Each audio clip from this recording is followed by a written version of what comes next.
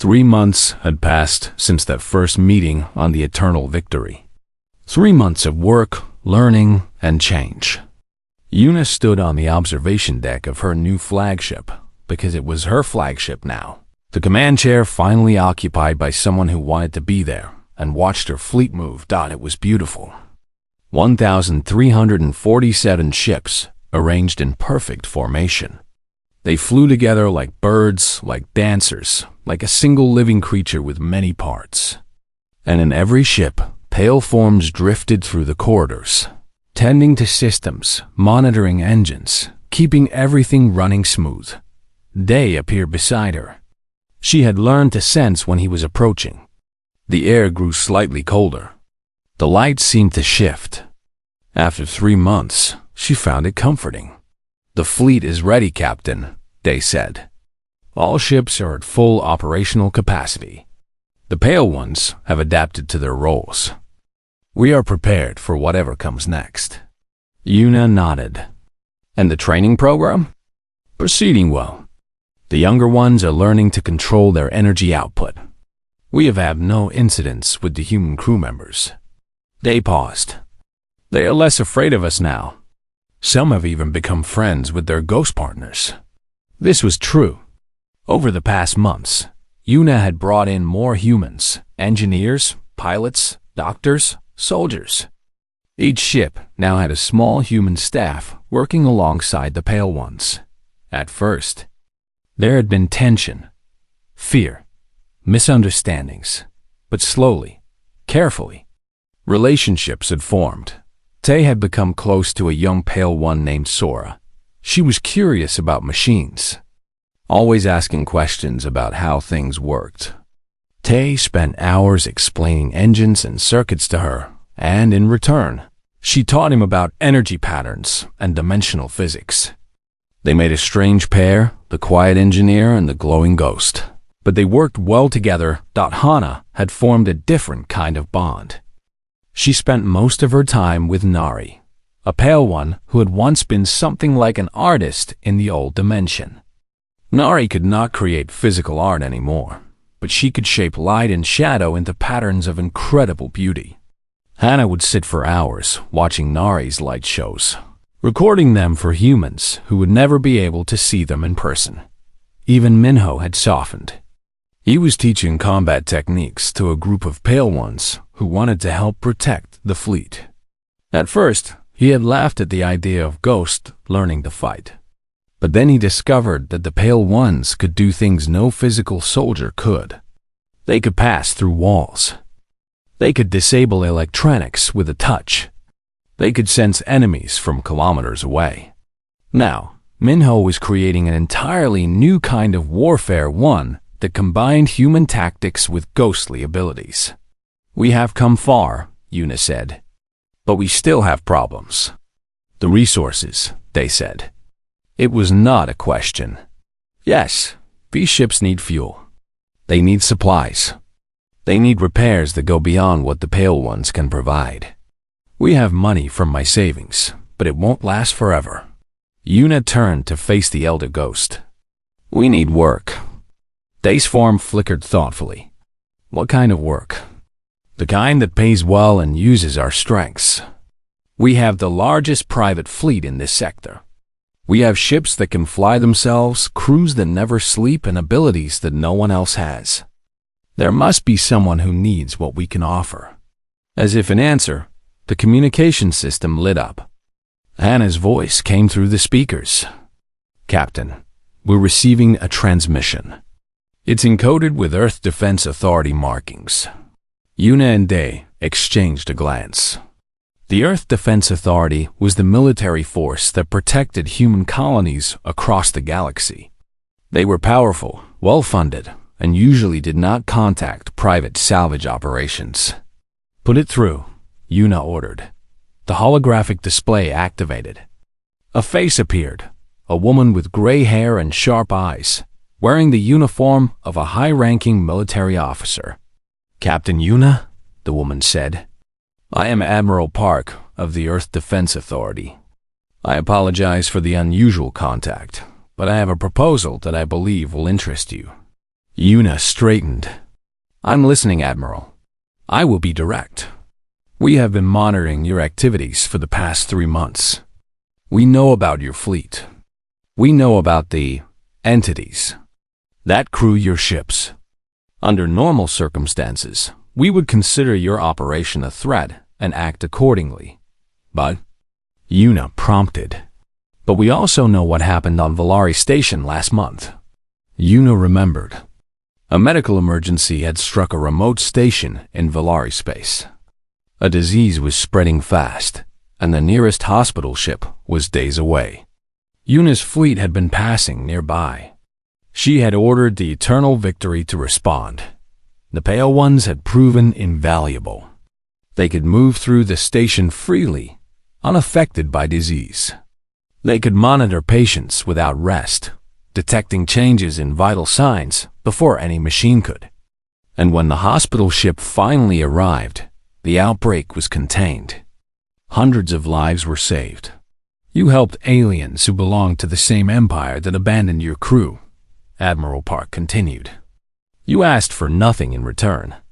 You simply saw people in need and acted. We're not monsters, Yuna said. Despite what others might think, no, you're not. The Admiral's expression softened slightly. Which brings me to my proposal. The Earth Defense Authority needs help. Our forces are stretched thin across dozens of systems. We cannot be everywhere at once. We need allies, partners, people who can respond to crises quickly and effectively. You want to hire us? I want to offer you a contract. Long-term employment with the Earth Defense Authority. Your fleet would operate independently, but you would answer emergency calls, provide support during conflicts, and assist with missions that require unique capabilities. The Admiral leaned forward. In return, you would receive full funding, supplies, repairs, legal protection. Your Pale Ones would be recognized as legitimate members of human society. Not ghosts, not monsters. Crew members with rights and status. The bridge was silent. Yuna could feel Day's presence beside her, waiting. Why us? Yuna asked. There must be others you could hire. There are. But none of them have what you have. A fleet of over 1,000 ships. Crew members who never tire, never get sick, and can do things no one else can. And a captain who chose compassion over fear when everyone else chose to run. Admiral Park smiled. We've been looking for something like your operation for years. We just didn't know it could exist until you created it. Yuna turned to Day. What do you think? The Elder Ghost considered for a long moment. In our all dimension, we served a greater purpose. We were part of something meaningful. When that ended, we were lost. Now, you offer us that purpose again, not as slaves or tools, but as partners. Day's form glowed a little brighter. On behalf of my people, I say yes. Let us serve. Let us protect. Let us prove that we are worthy of the trust you have given us. Yuna turned back to the holographic display. Admiral Park, we accept your proposal, but I have conditions. Name them. First, my Pale Ones are not property. They are not weapons. They are people. If you give them an order they find immoral, they can refuse. Agreed. Second, I remain command of this fleet. I work with you, not for you. If I disagree with a mission, we discuss it as equals. Agreed. Third, when we prove ourselves and we will you speak for us. You help others understand that the Pale Ones are not monsters to be feared. You tell the galaxy what they really are. Admiral Park was quiet for a moment. Then she nodded. Agreed, Captain Yuna. I look forward to working with you. I'll send the contract details within the hour. Welcome to the Earth Defense Authority. Ghost Fleet. The display went dark. Yuna let out a long breath. Around her, she could feel the excitement spreading through the ship. The Pale Ones were talking to each other in their strange, silent way. The human crew members were cheering. Even Minho was grinning. "We did it," Hana said, appearing at Yuna's side. "We actually did it." "We did something," Yuna corrected. "The hard work starts now. We have to prove that this can work. That humans and Pale Ones can fight together, live together, build something together." They drifted closer.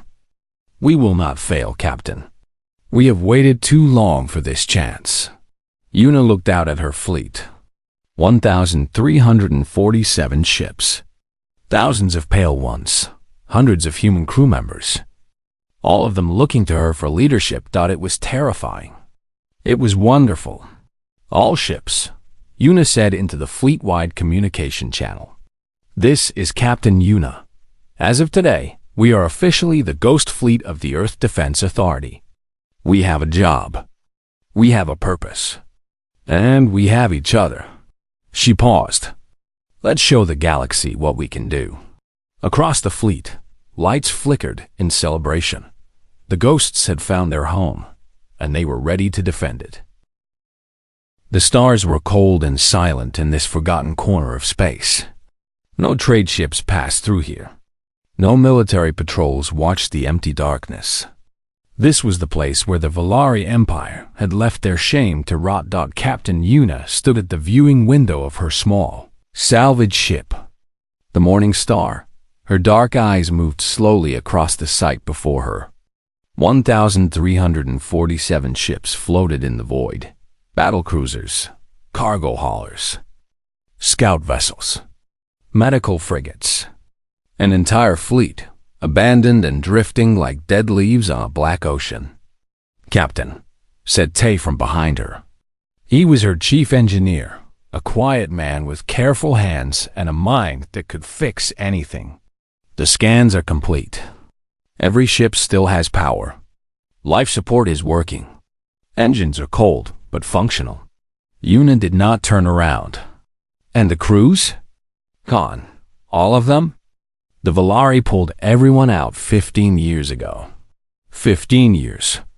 Yuna thought about that number. 15 years of darkness. 15 years of silence. 15 years of waiting. "Why?" asked Hana. She was the youngest member of the crew, barely 23 years old. She handled navigation and communications. Her voice was soft, but her questions were always sharp. "Why would anyone abandon a fleet this size? These ships are worth more money than most planets." Tay made a sound that was almost a laugh. "Because the Valari think they're haunted." The bridge went quiet. Minho, the weapons specialist, looked up from his console. Gina, the medical officer, stopped checking her equipment. Even old Ben, who had been sleeping in his chair, opened one eye. "Haunted," Yuna repeated. The word felt strange in her mouth. Humans had many old stories about ghosts and spirits, but those were just stories. Weren't they? Tay pulled up a holographic display. It showed news reports from Valari networks, translated into human language. 15 years ago, crews started reporting strange things. Shadows moving in empty corridors. Voices whispering in sealed rooms. Equipment turning on by itself. Some crew members said they saw figures made of pale light walking through walls. "Mass hallucination," said Minho. He was a practical man who believed only in things he could shoot. "Bad air filters. Chemical leak. Something scientific." "The Valari thought so too," Tay continued.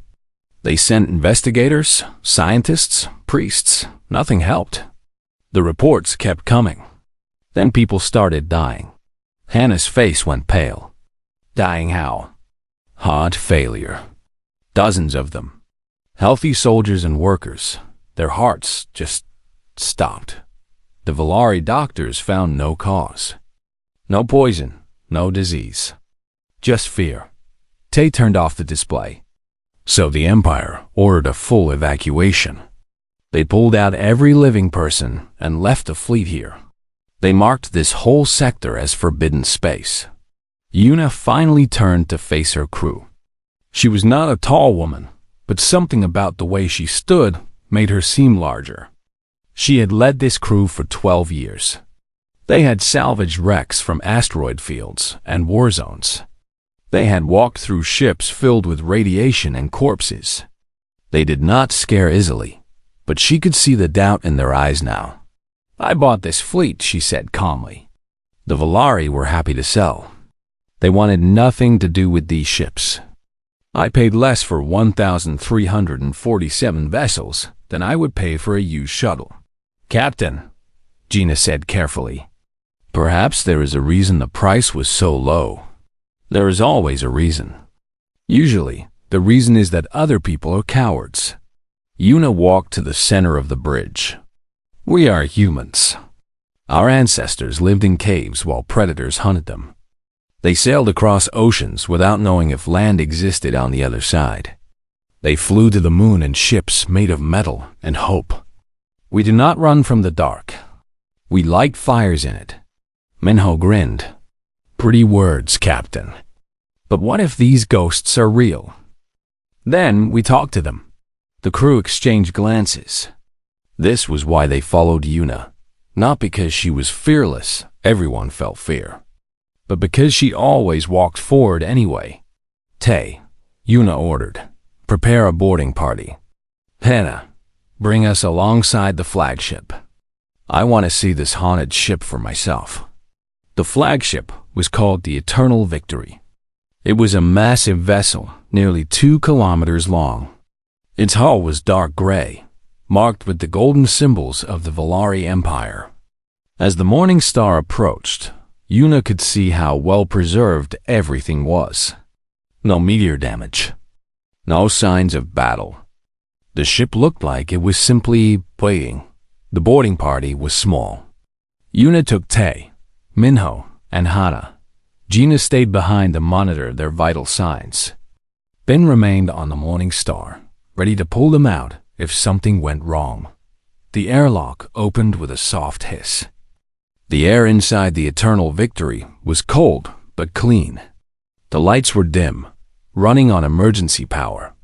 Yuna stepped forward first, her boots making soft sounds on the metal floor. "Life support is stable," Tay reported, checking his scanner. "Oxygen levels are normal. No toxic gases. Gravity is at 0.8 standard." They walked through empty corridors. The walls were lined with screens that showed nothing. Doors stood open, leading to abandoned rooms. In the crew quarters, they found personal belongings still in place. Photographs, books, small treasures from home worlds. The people who lived here had left in a hurry. "It's like a museum," Hana whispered. "Everything frozen in time." Minho kept his weapon ready, his eyes scanning every shadow. "Too quiet. I don't like it." They reached the main bridge. It was a large circular room with dozens of control stations arranged around a central command chair. Screens covered the walls, all dark. Dust covered every surface. Yuna walked to the command chair and ran her fingers along its arm. "This is a good ship, strong, well-built. It deserves better than to die alone in the dark."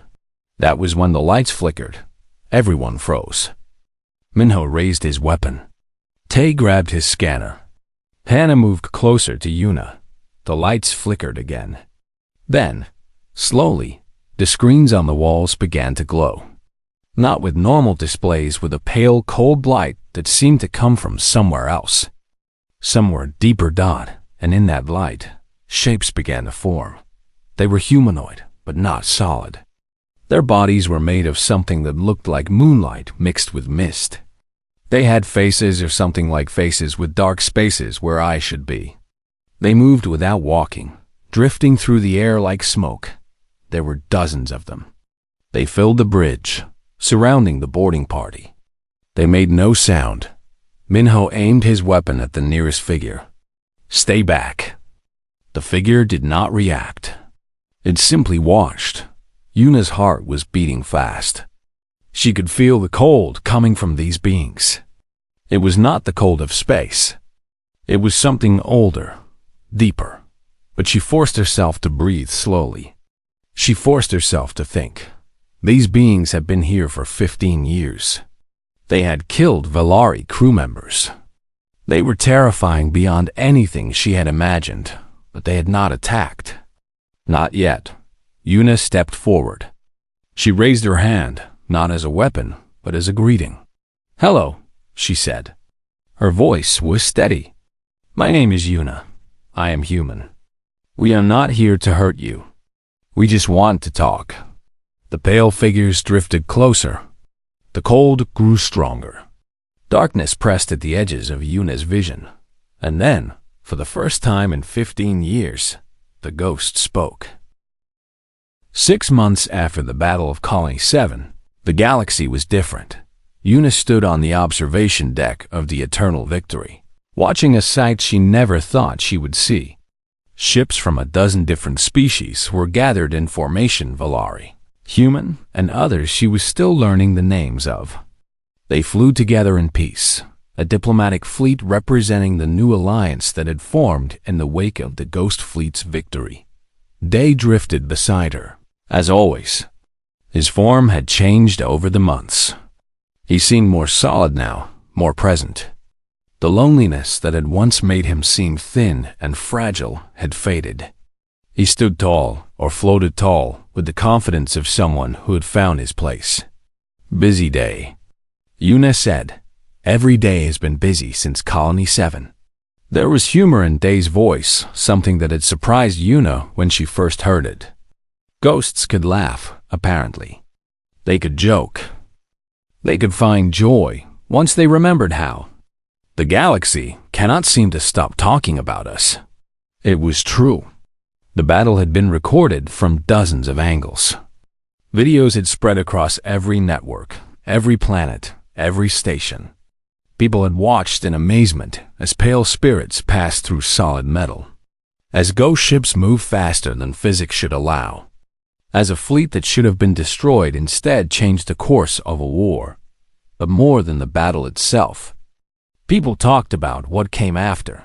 Yuna had spoken to reporters. She had addressed the Galactic Council. She had stood before billions of viewers and told them the truth about the Pale Ones. Not monsters, not demons, just refugees from a dying dimension, looking for a home.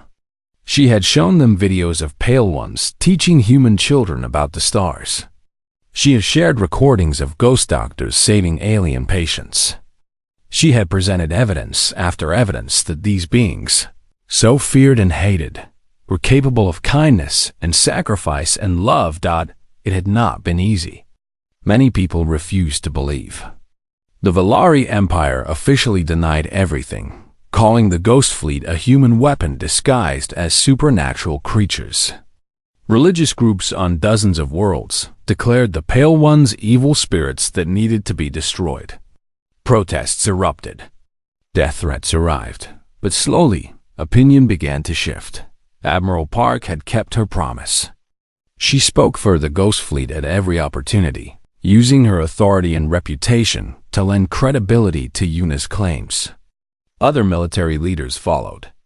Then scientists, who studied the Pale Ones and published papers about their unique biology, or whatever the equivalent was for energy beings. Then artists and writers, who saw beauty in the ghost stories and made them into songs and books and films. The children changed things the fastest. They were not afraid of ghosts. They thought the Pale Ones were wonderful magical creatures from another dimension, like something out of their favorite stories. They drew pictures of ghost ships. They pretended to be Pale Ones in their games. They asked their parents why everyone was so scared of beings that just wanted to help. Parents struggled to explain. And in struggling, many of them began to question their own fears. "There's a delegation waiting for you," Hana said, appearing at Yuna's side. She looked different, too, more confident, more grown up. The shy young navigator had become a skilled diplomat over the past months, serving as Yuna's primary contact with the outside world. Representatives from the outer colonies. They want to discuss forming a mutual defense agreement with the Ghost Fleet. Another one? Yuna sighed. That's the third this week. Word has spread. The Valari haven't attacked anyone since Colony 7. Everyone wants to know your secret. Hana smiled. They're afraid you'll make allies with someone else first. Yuna shook her head, but she was smiling too. Tell them I'll meet with them tomorrow. Tonight I want to rest. Hana nodded and left. Yuna turned back to the window. Beyond the diplomatic fleet, she could see her own vessels, the Ghost Fleet, now famous across the galaxy. They had grown since those first days. New ships had joined, some purchased, some donated by grateful governments. New pale ones had been found, two small groups that had been hiding in other abandoned vessels, waiting for someone to notice them. And new humans had volunteered. Engineers, doctors, soldiers, scientists, all of them willing to work alongside ghosts to build something that had never existed before. The fleet now numbered over 2,000 ships, crewed by nearly 10,000 pale ones and 3,000 humans. It was the largest private military force in recorded history. More importantly, it was a family. Tay had married Sora. It was a strange wedding. The bride was made of light and could not physically touch the groom. But they had made it work, developing a ceremony that combined human traditions with something new, something that acknowledged the unique nature of their love. They had become a symbol for others, proof that connection was possible across any boundary. Minho led a team of mixed human and Pale One warriors, the most feared special forces unit in the galaxy. They called themselves the Shadows, and their reputation alone was enough to end most fights before they started. Hana ran the diplomatic corps, building relationships with governments and organizations that had once seen the Ghost Fleet as a threat. Gina managed the medical division, training both humans and Pale Ones in techniques that combined physical and energy-based healing. Even old Ben had found new purpose. He spent his days telling stories to the younger generation, both human and Pale One. He told them about the early days, when everything was uncertain. He told them about Captain Yuna and her courage. He told them about Day and his hope. He made sure they never forgot where they came from. You are thinking deep thoughts, Day observed. Yuna smiled. I'm thinking about legacy, about what happens after we're gone. An unusual concern for a human who is not yet 40 years old. Maybe, but I want to make sure this lasts. The Ghost Fleet, the partnership between our people. I want it to survive us. Day was quiet for a moment. Then he drifted closer until Yuna could feel his cold presence surrounding her like a cloak. Do you know what the Pale Ones call you? He asked. I've heard some of the nicknames. Captain, Boss, the woman who shakes hands with ghosts. Those are the public names. But among ourselves, in our own language, we call you something else. Day paused. We call you the Lightbringer. Yuna blinked. Lightbringer? We are creatures of cold and shadow. We have been alone in the dark for so long that we forgot what warmth felt like. Then you came. You extended your hand. You offered us not just jobs or purpose, but belonging, connection, love. Day's form glowed softly. You brought light back into our existence. You reminded us that we matter. Yuna felt tears forming in her eyes. She tried to blink them away. That's a lot of pressure, she said, her voice rough. It is also the truth. Day reached out and touched her shoulder or passed through it, creating a sensation of gentle cold that had become as familiar as a handshake. You asked about legacy. Here is your legacy, Captain. You taught the galaxy that fear is a choice, that monsters are only monsters if we treat them that way, that the darkness is not something to run from, but something to light. Yuna looked out at the stars. So many of them. So much space. So many possibilities. What do you think happens next? She asked. I do not know. The future is unwritten. Day moved to stand beside her, looking out at the same stars. But I know this. Whatever happens, we face it together. humans and pale ones, the living and the dead. A family born from fear and built on trust. Yuna nodded. Together. Far below, on a planet called Colony 7, a child looked up at the sky. She saw a fleet of ships passing overhead, the Ghost Fleet. On their way to another mission, another adventure, another chance to help. The child raised her hand and waved Dot in the lead ship. A pale figure noticed. It drifted to a window and waved back. The child laughed and ran to tell her mother about the friendly ghost she had seen. Dot, and somewhere in the vast darkness of space, the legend of the Ghost Fleet continued to grow. They had been abandoned. They had been feared. They had been called monsters and demons and nightmares. But humanity had seen something else. Humanity had seen friends waiting to be made, allies waiting to be found, family waiting to be welcomed. The galaxy had learned a terrifying truth. Humans did not fear monsters. They befriended them, and the ghosts, at last, had found a home worth defending. The distress signal came at midnight. It cut through the quiet of the eternal victory like a knife, pulling Yuna from her sleep and onto her feet before she was fully awake. All hands to battle stations, she ordered, running toward the bridge. What do we have? Hana was already at her console, her face pale in the glow of emergency lights. It's Colony 7, Captain. In the outer ring, they're under attack. Who? Valari Empire. A full battle fleet. 40 warships. Hana's voice shook. Captain, Colony 7 has no military defense. It's a farming world. 20,000 civilians. Families. Yuna felt her blood run cold. The Valari Empire had been making aggressive moves for months. Tensions between them and human space had grown worse. But she had never expected a direct attack on civilians. How long until they reached the colony? She asked. 30 minutes. The nearest Earth defense fleet is 2 hours away. 2 hours. In 2 hours, 20,000 people would be dead. Burned or bombed or worse.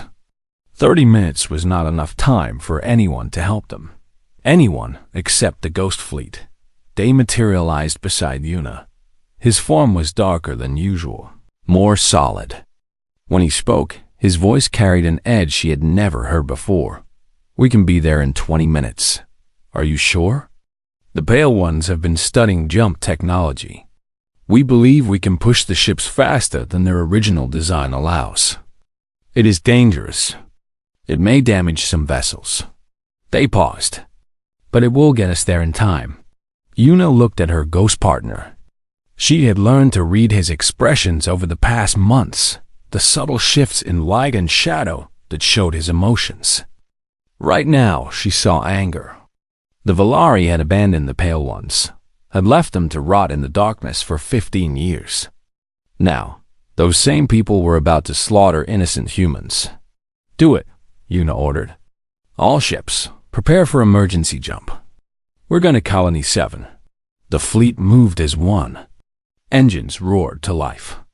Navigation systems calculated impossible courses.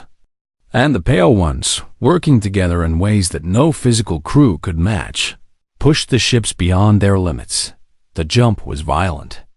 The eternal victory shook like it was being torn apart. Lights flickered and failed. Alarms screamed.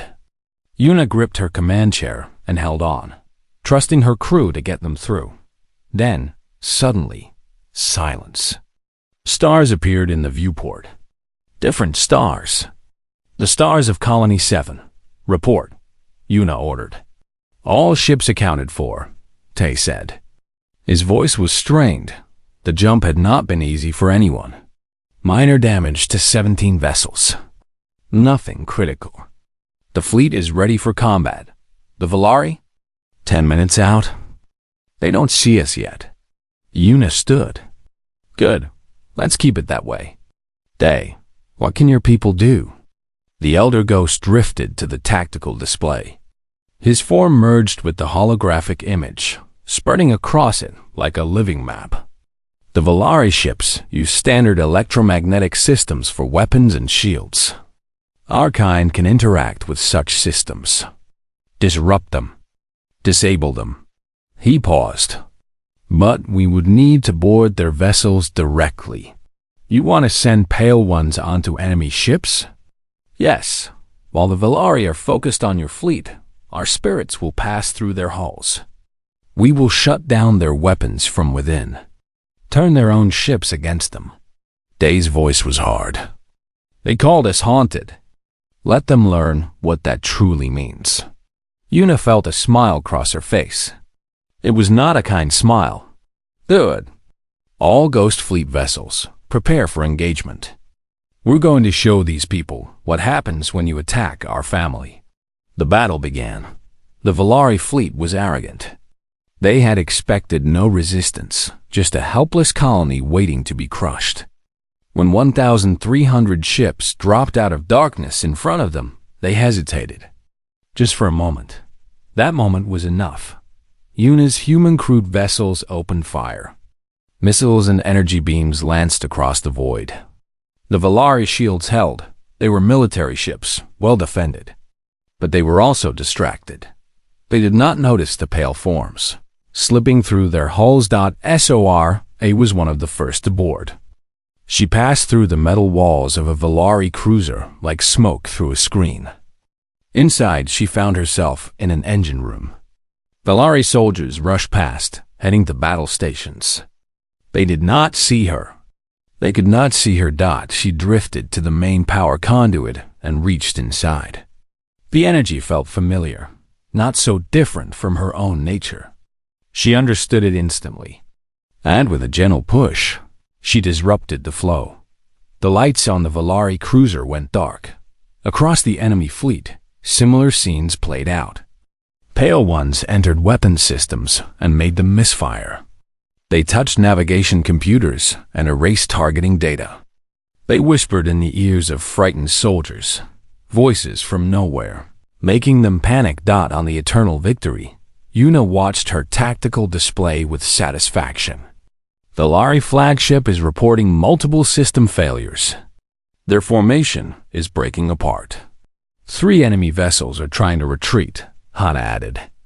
But their engines won't respond. Minho laughed. It was not a gentle laugh. They're trapped in their own ships. The ghosts have them surrounded. The Valari admiral's face appeared on Yuna's communication screen. He was an older alien, with gray scales and eyes that had seen many battles. But now, those eyes were wide with fear. What are you? He demanded. What is happening to my ships? Yuna leaned forward. My name is Captain Yuna of the Ghost Fleet. You know these vessels, Admiral. Your empire abandoned them 15 years ago because you thought they were haunted. She smiled. You were right. The ghosts, the Admiral whispered.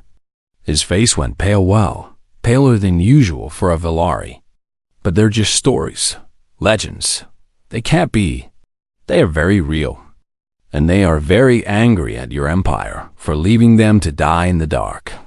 Yuna's voice hardened. You came here to kill innocent people. Farmers, families, children. You thought no one would stop you. This is war, the Admiral protested. Humanity took what was ours. We are simply reclaiming. You are murdering civilians to send a political message. There is no honor in that. There is no justification. Yuna stood. Here is what's going to happen, Admiral. Admiral, you are going to surrender. All 40 of your ships. Right now. You're insane. The Empire will never. The Empire will do whatever the Empire decides. But you are here, now. And every second you delay, more of your systems fail. More of your soldiers hear whispers from ghosts they cannot see. More of your weapons turn into paperweights. Yuna leaned closer to the screen. How long until your life support fails, Admiral? How long until your crew starts dying in the dark? Just like you left the Pale Ones to die. The Admiral stared at her. For a long moment, He said nothing. Then, slowly his shoulders sagged. "All Valari vessels," he said, his voice defeated. "Stand down. Power down weapons. Open your airlocks for boarding." He looked back at Yuna. "We surrender." The battle was over. It had lasted less than 30 minutes. 40 Valari warships, captured without a single human casualty. Colony 7 was safe. 20,000 people would live to see another sunrise. On the ground, colonists came out of their shelters and stared up at the sky. They saw the ghost fleet hanging there, a wall of metal and light between them and death. They saw pale shapes drifting around the ships, like guardian angels made of moonlight. "Who are they?" a child asked her mother. "They're the ghost fleet," the mother answered. Her voice was filled with wonder. "They came to save us." On the eternal victory, Yuna watched the surrender proceed. Valari soldiers were being transferred to holding cells. Engineers were assessing the captured ships. Everywhere, humans and Pale Ones worked together, efficient and calm. Day appeared beside her. His form was brighter, now satisfied. "We did it," he said. "We protected them." "You did it," Yuna corrected. "Your people. They were incredible. They finally had something worth fighting for." Day turned to look at her. "You gave them that. You gave us all that." Yuna shook her head. "I just opened the door. You walked through it on your own." The communication system chimed. Admiral Park's face appeared on screen. For the first time since Yuna had known her, the Admiral was smiling.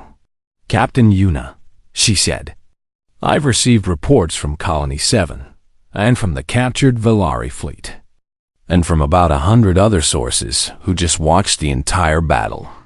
Her smile widened. "Congratulations. You've just become the most famous fleet in the galaxy." "We're not looking for fame," Yuna said. "I know. But you've got it anyway." Admiral Park leaned forward.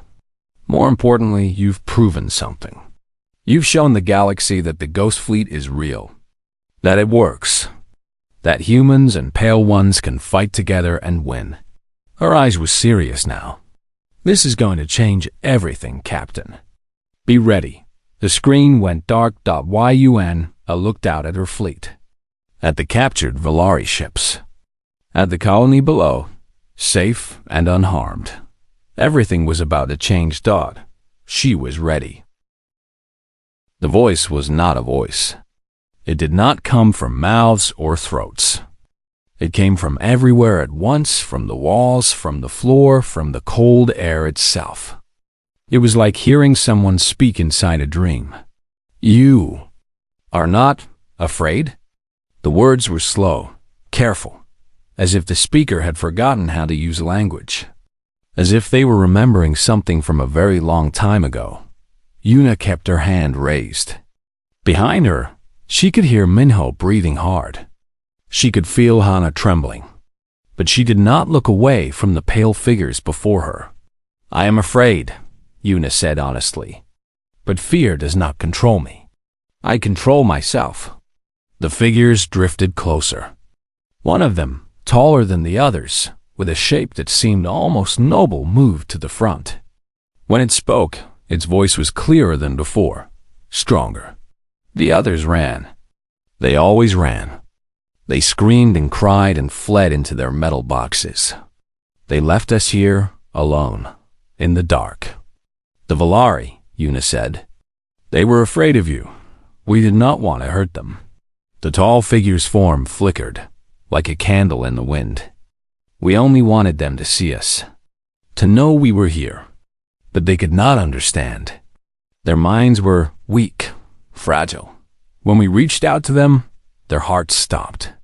Tay stepped forward, his scanner held up. "You're energy beings. Some kind of electromagnetic life form. When you tried to communicate with the Valari, you overloaded their nervous systems." The figure turned toward Tay. For a moment, something like surprise crossed its not-quite face. "You understand." "Not completely," Tay admitted. "But I'm trying to. That is more than anyone has done for us. Yuna lowered her hand slowly. The cold in the room was still there, but it felt less threatening now. Less like danger and more like sadness. What are you? She asked. Where did you come from? The tall figure was silent for a long moment. Around it, the other pale shapes drifted and swirled, like clouds moved by invisible winds. When it finally spoke, its voice carried a weight of ages. We called ourselves the Pale Ones. That is the closest translation your language allows. We came from a place that no longer exists, a dimension that touched yours in certain places, at certain times. Our realm was beautiful, full of light and thought and connection. We were never alone there. We were always part of something greater. The figure paused. Its form grew dimmer, as if the memory caused it pain. Then the collapse came. Our dimension folded in on itself. Everything we knew was destroyed in an instant. But some of us survived. We slipped through the cracks between worlds and found ourselves here in your universe. In this ship. How long ago? Hannah asked. Her voice was small but curious. By your accounting, thousands of years. Time moves differently for us. What feels like days to us might be centuries for you. We drifted through space, invisible, unable to touch anything solid, unable to speak to anyone. Until these ships came. Another figure moved forward. This one was smaller, with a shape that seemed almost childlike. The ships had energy, power. We could connect to them, live inside their systems. It was like finally having a body again. A home. But the crews, Minho said. His weapon was lowered now, but his voice was still hard. You killed them. We did not mean to. The tall figure's voice carried genuine sorrow. We were so happy to finally meet living beings. We wanted to say hello, to introduce ourselves, but our touch was too strong. Their minds could not handle our presence. They broke, and after they left, Yuna asked, You've been here alone ever since? Alone, yes, waiting, hoping that someone would come who could hear us without dying. Someone who could understand. The figure drifted closer to Yuna until they were almost face to face. And now you are here, and you can hear us, and your heart still beats. Yuna felt the cold touch her skin. It was strange, not painful, but not comfortable either, like standing in a winter wind. She could feel the Pale One reaching out to her mind, very gently, like fingers brushing against the door without pushing. Human minds are different, she said. It was not a question. Much different, stronger, more flexible. You feel our presence and your body adapts. Your brain rewires itself to process what it experiences. It is remarkable. Tay was scanning everything, his eyes wide with scientific excitement. Their energy signature is similar to neural patterns. They communicate through a kind of telepathy, but it's based on electromagnetic fields, not biology. Valari brains probably couldn't handle the input. Human brains are more plastic, more able to form new connections quickly. Lucky us, Minho muttered. Yuna ignored him. She was focused on the tall figure before her. You said you've been waiting. Waiting for what? For purpose. For belonging. For someone to tell us that we matter. The figure's voice dropped to something almost like a whisper. In our old dimension, every being had a role. A place. A reason for existing. Here, we have nothing. We are ghosts in the machine. Shadows in the dark. We exist, but we do not live. Hannah made a soft sound, something between sympathy and sadness. Yuna felt it too.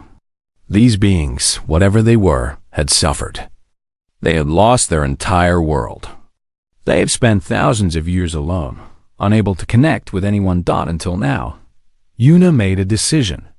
It was not logical. It was not safe. But it felt right.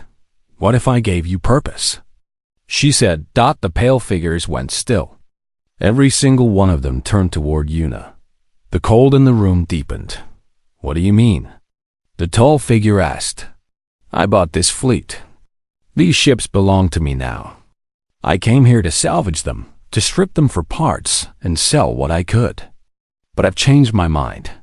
Una spread her arms wide, gesturing at the bridge around them. These are good ships. They deserve to fly again. And every ship needs a crew. Silence. Long, heavy silence. Then the smaller figure spoke. You would give us work? I would offer you jobs, Una corrected. Not force. Not slavery. A fair exchange. You crew these ships.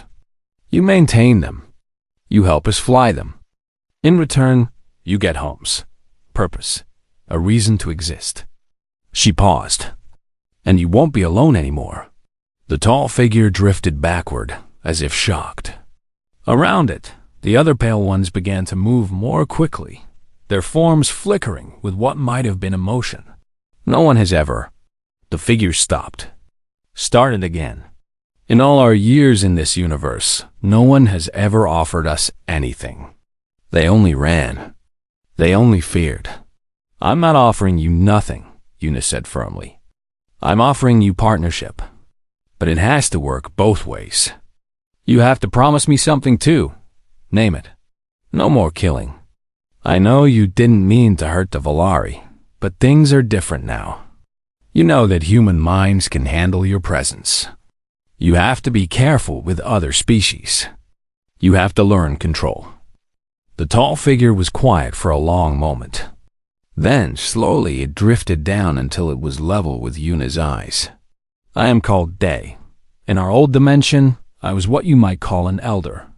A leader. A keeper of our people. The figure extended something that might have been a hand, a shape made of cold light and ancient memory. On behalf of all the pale ones on these ships, I accept your offer. We will serve. We will learn. We will be careful. And we will never forget this kindness. Una reached out and touched the cold light. It felt like dipping her hand in starlight. Like holding a piece of the universe itself. Welcome to the crew, she said. Behind her, Tay laughed a sound of pure wonder. Hana was crying, though she was smiling too. Even Minho looked impressed, though he tried to hide it. On the Morning Star, Gina and Bin watched through the helmet cameras. They saw their captain shake hands with a ghost. They saw her smile. And across 1,347 abandoned ships, pale figures began to stir. Engines that had been cold for 15 years started to hum. Lights flickered on in empty corridors. Screens glowed with new data. The dead fleet was waking up, and had found a new family. Una looked around the bridge at the swirling forms of her new crew members. Day, she said, I think we have a lot of work to do. The elder ghost made a sound that might have been a laugh. Yes, Captain. I believe we do. Outside, in the cold darkness of space, the first ship began to move.